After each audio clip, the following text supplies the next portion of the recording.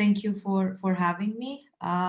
It's normally I'm quite used to attending these meetings in person, so this has become quite a trend lately, but it's good that we have it.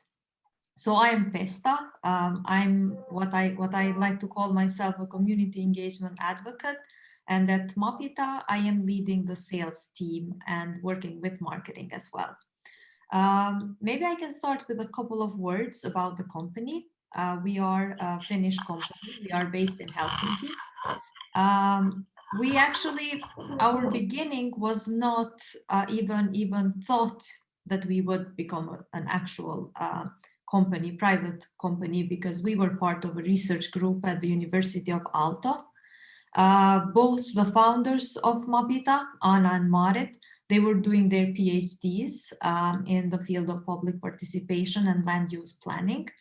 And they were conceptualizing Maptionnaire back then, which was called Soft GIS.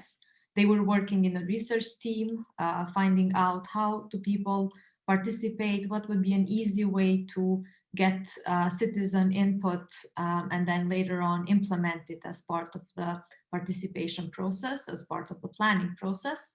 And they stumbled upon the fact that such practical tool didn't exist, and they started building the concept of Maptionnaire. This was quite a while ago in 2005. And then a couple of years later, there were a few planners who heard about the platform, a few practitioners, and they wanted to test it in their own work.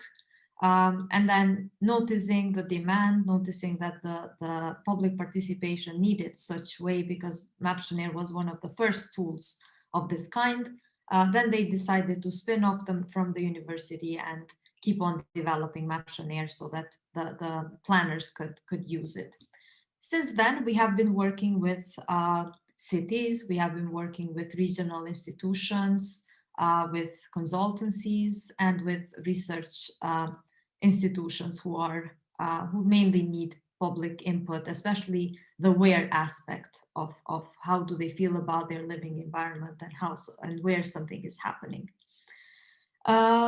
So I mean, looking back today, we for the past year at least, we have been preaching that digital tools are the easiest way to reach out to people, because nowadays everyone has a phone on their hands, and the information is being instant. People are not as open to attending these type of traditional gatherings.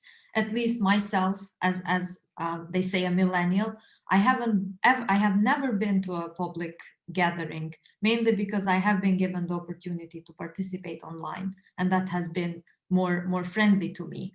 So, but now with the pandemic, it has become even more difficult. So we have seen an increase in cities who want to implement digital tools and these type of map-based approach for engaging the residents. So this was in 2020, but already then everything was being done online. And so although we are a public, a map-based, online map-based tool, we still don't intend to be the go-to tool for all the participation processes, because very often you would also need some other tools that are part of the toolbox. So another question that we very often get is, how about reaching different age groups? So how do you reach out to those who are senior citizens using digital tools? What we have identified is the generation of born after 90s to be a truly digital generation who are capable of doing everything online. So that will be then the generation that's easiest to reach via these online mapping tools. Whereas in the previous years, we have seen some difficulty in reaching out to young people, because they are the ones who usually are not showing up in the public gatherings, and they are the hardest to reach in that sense. Another aspect I would say that we're working towards is implementing the engagement process in the earlier stages of participation. What we have seen so far is a project that's been initiated and a decision's been made mainly by the experts in the field. And then the final plan is actually taken to hearing, and it very often happens so that people are against it.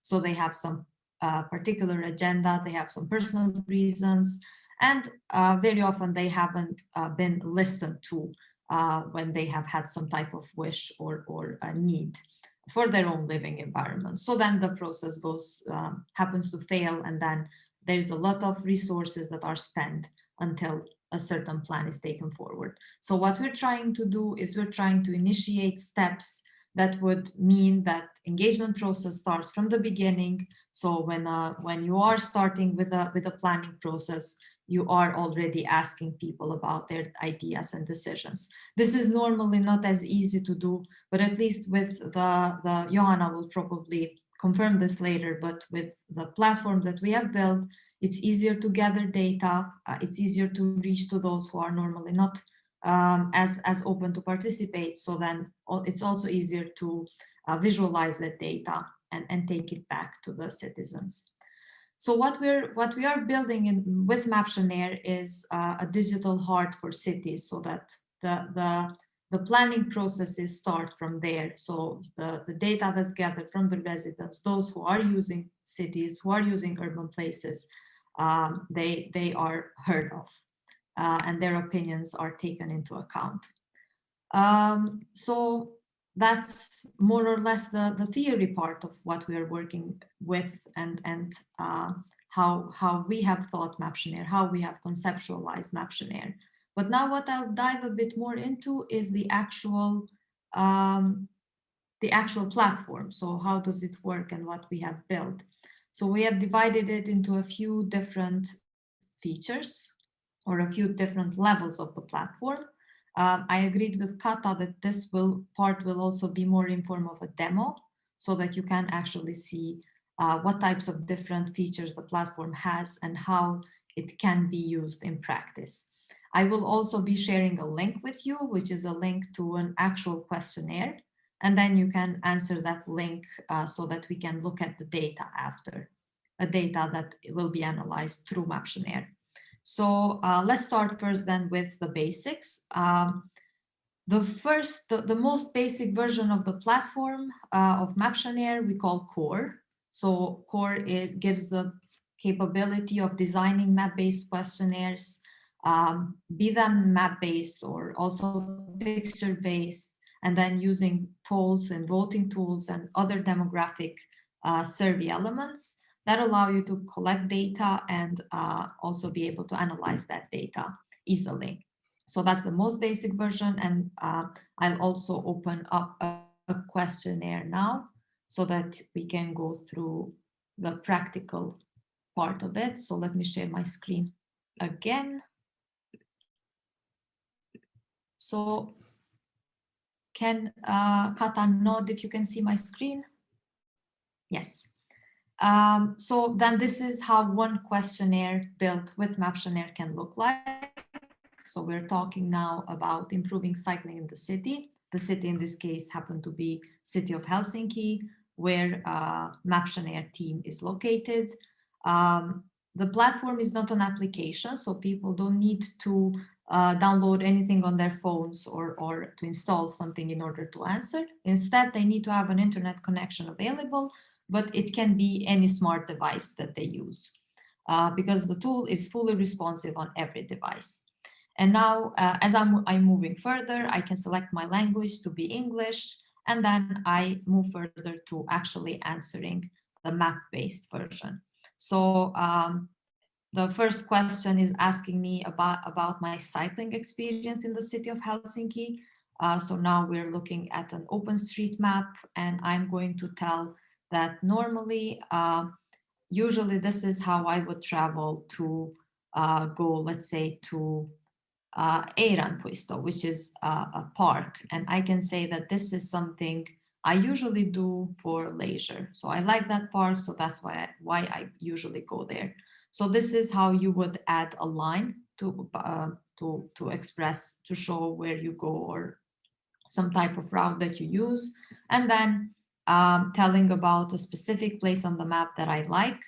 And apart from that, you can then tell specifically, give more information about that particular location. And then it's also possible to ask people to upload pictures or videos or also audios on top of the map. And then the third map marking is a polygon. So I can say this is my favorite area in Helsinki, say this part, and I am then filling out the survey. And I can obviously then also give specific information about that. And then apart from the map markings, you can ask questions that are not based on the map. You can ask demographic questions, which you can then filter out based on those, or you can even create storylines already on the questionnaire. So if you're asking people about different age groups or different location-based questions, so whether they live, like in this case, for example, if they live in the central part of the city, they get different questions in the next pages as opposed to those who live in the southern part, for example. So this is how one questionnaire can look like. There is a lot more mapping functionalities. We can briefly take a look at another survey that includes some more mapping functions. So it's possible to add data already on top of the map. So let's say if we look at this page, it already includes some GIS data that we've gathered previously. We were asking people, residents of Helsinki or Helsinki metropolitan region, how do you walk around the city?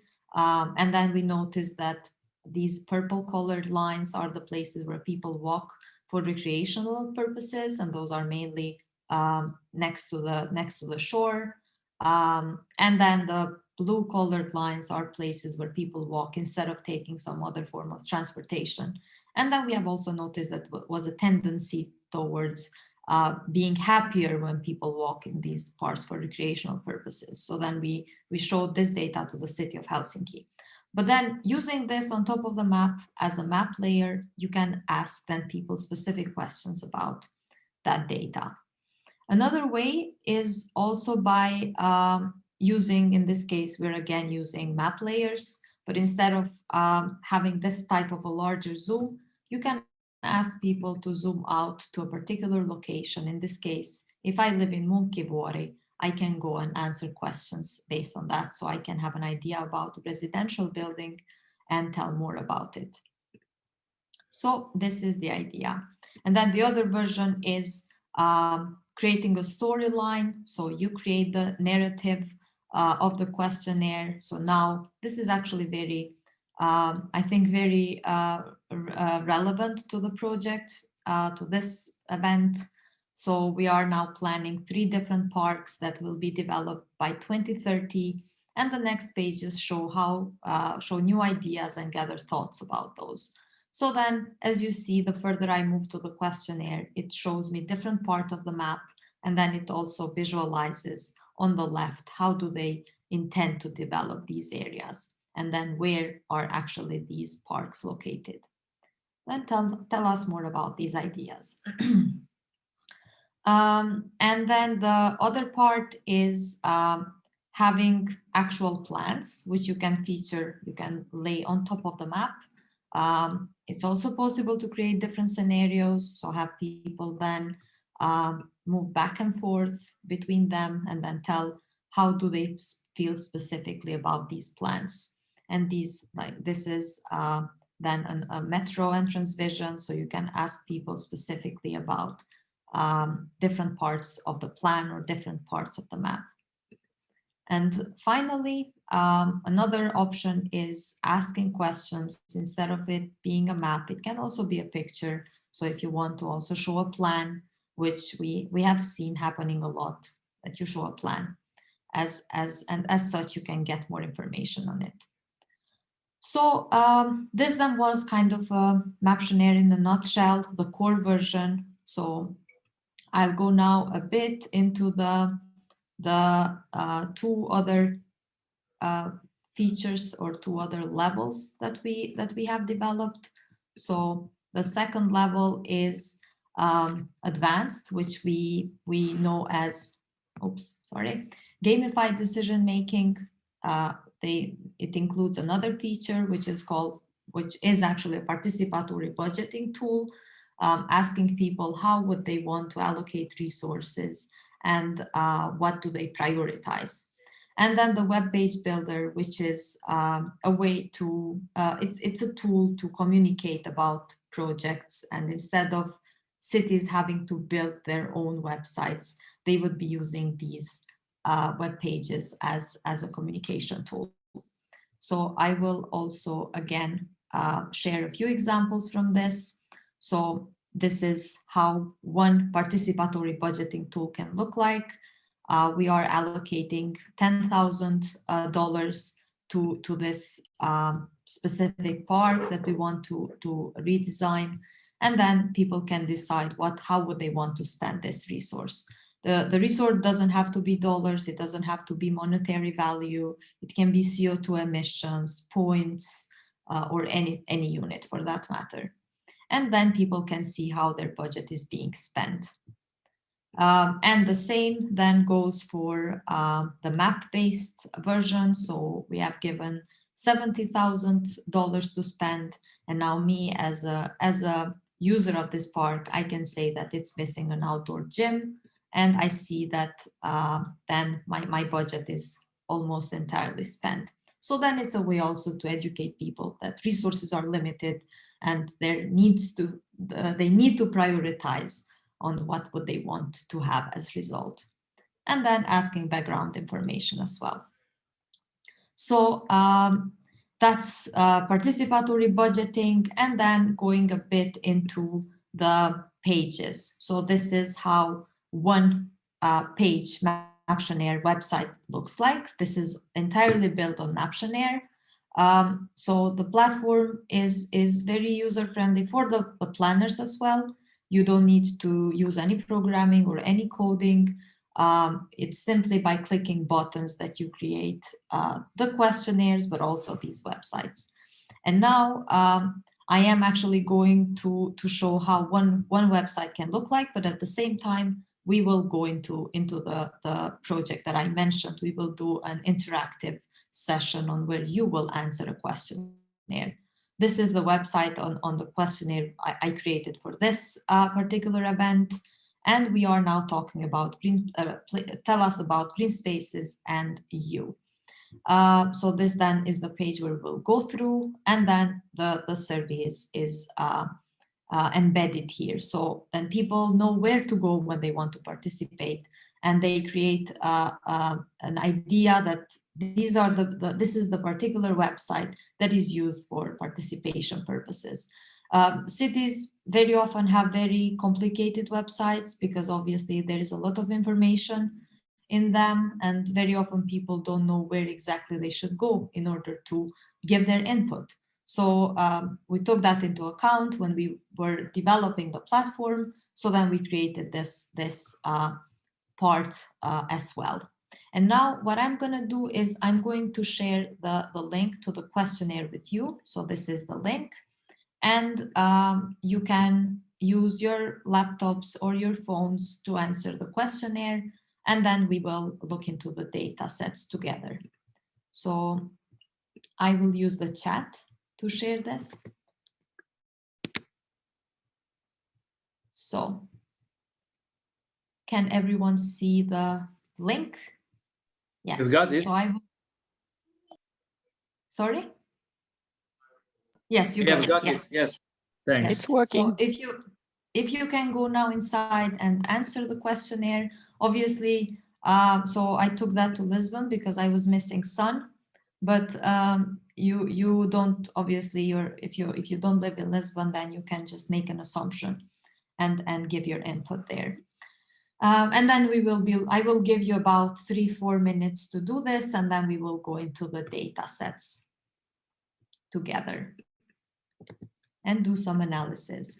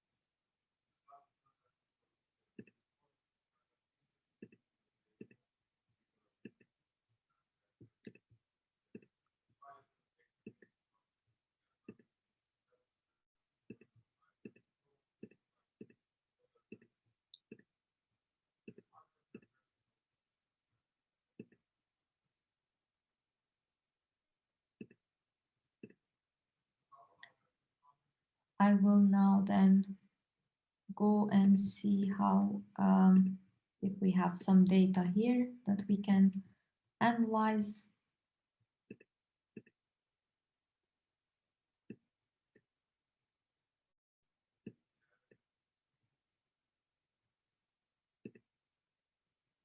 Okay, we have already some data, so I'll take what we have here so we can then, I'm going to share my screen again. Thank you, Johanna.